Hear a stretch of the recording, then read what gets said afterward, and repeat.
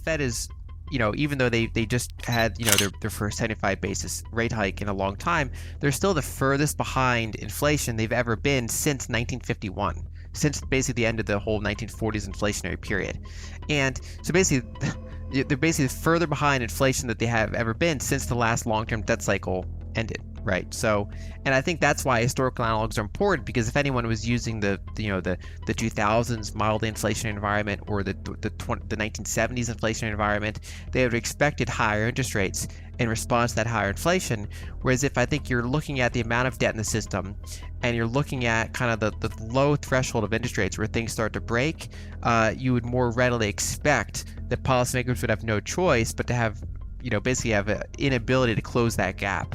And I think that that's what we're seeing playing out, and it's normal for macro people to be wrestling with this viewpoint, because it's not something that happened in their lifetimes. And so really you have to go back to history books, and you have to kind of look at bottlenecks in the system and start trying to judge what is the order of which things break.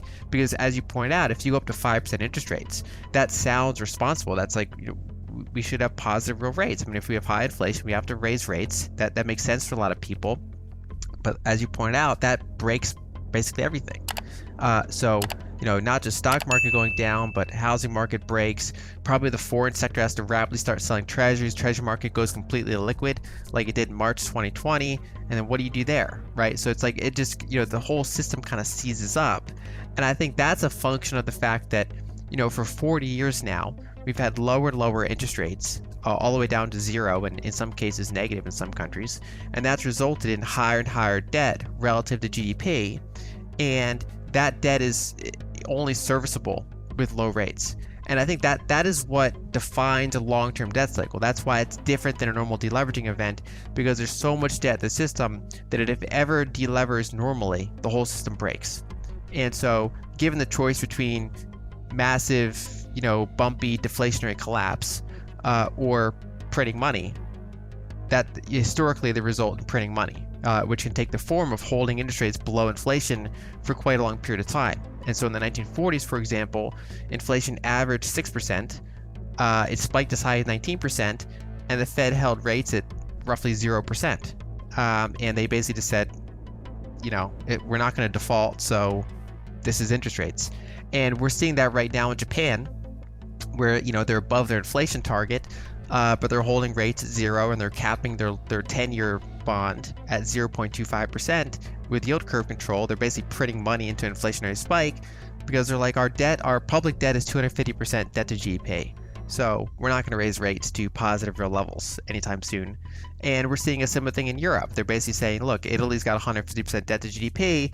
They're not going to have positive real rates. They're basically, bondholders are going to default in one of two ways. If they raise rates, they're going to default nominally, right? So Italy's just going to be unable to service debt, or everyone's going to take a haircut, and Italy's not going to default nominally, but they're going to basically default in real terms. One of the things I've been analyzing is the question of what does the Fed understand that they're not saying versus what do they not understand. That's actually kind of an interesting question, right? Because prior to this whole COVID fiasco and the money printing and the financial pressure and the inflation, BlackRock, with a former Fed official, released a report saying in the next downturn, because debt's so high and because interest rates are so low, we're going to have to print a lot of money and probably do helicopter money, so probably fiscal stimulus combined with that. But that could be somewhat inflationary, so they're going to have to hold interest rates low for a period of time despite that. So you're going to have kind of coordination. And then the big challenge becomes how to not have inflation get too high and out of control.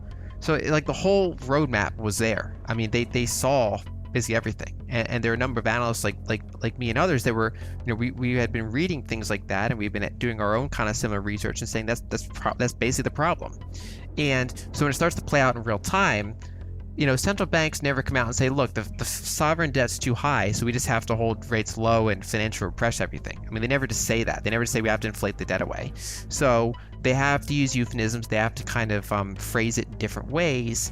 And so the question then becomes, what do they know that they just have to phrase differently, or kind of push the can down the road and kind of mislead people, versus what do they actually that they honestly think that they can solve it, or that they, that they think they're doing the right thing. And so, for a while, the Fed and other central banks were saying it's transitory, when a lot of us knew that it wasn't, or at least not nearly as transitory as they think it will be. And so I do think that the Fed and other central banks are facing a competence, kind of crisis here, where their tools have always been kind of lagging indicators, right? So they're not very good at forecasting. If you look at the Fed's track record of forecasting, basically what they do, they never predict a recession, because that, they're kind of an inherently political organization, right? So predicting a recession is kind of an inherently political statement in some ways, even if it's not, it just comes off that way. So they never predict a recession. And what they do, basically, no matter if things are high or low, they kind of point back to everything's going to go back to 2%.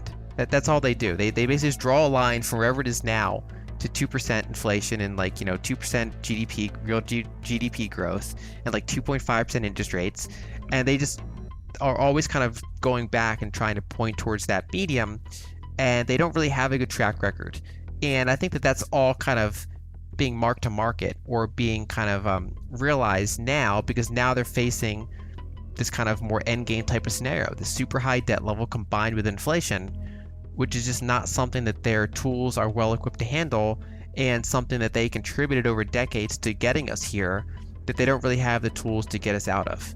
And so I do think that, in countries around the world, especially these developed markets that have these super high debt levels, so Europe, Japan, United States, I wouldn't want their job, because it's an impossible job, and you either have to lie, or, you either have to be stupid or kind of look stupid. And it's an inherently challenging environment to be in, right? So I think that they face a credibility crisis, and it's partially because they contributed to it, but it's also partially because their predecessors contributed to it, and that's just an inherently rough place to be in. I think that the model itself is old, right? I think that, if you ask most people, are price controls a good thing? Should the government set prices of things? Most people would say no. Whereas in the United States, we've had price controls on money since 1913, right? We control the price of money. Basically, a group of elders gets in a room every 6 weeks and determines what the price of money will be. And it doesn't matter where you are in the country. I mean, this is a country of 330 million people, 50 states, very different markets, and they kind of set the nationwide price. And then also, because we're the global reserve currency, this has international ramifications. And it's literally because a group of people in a room are determining that price. And so I just think the model itself is kind of antiquated, and that as software eats the world, and as we kind of go through a somewhat inflationary crisis, I think the shortcomings of that model are kind of being laid bare.